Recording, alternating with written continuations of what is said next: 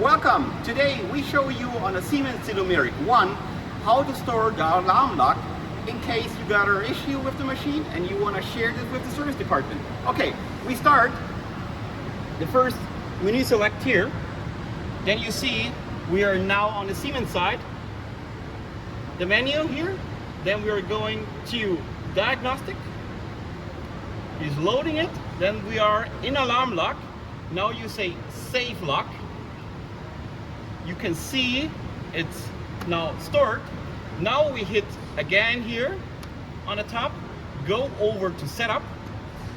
Then you go to system data. Then you see the menu here. Then you go in HMI data you're opening, and then it say locks. And then you open this folder, and then alarm lock. So I open this one here. Then you look at the date, the youngest one, mark it, copy, and then you move down there to USB drive, and then you just insert it. That's it.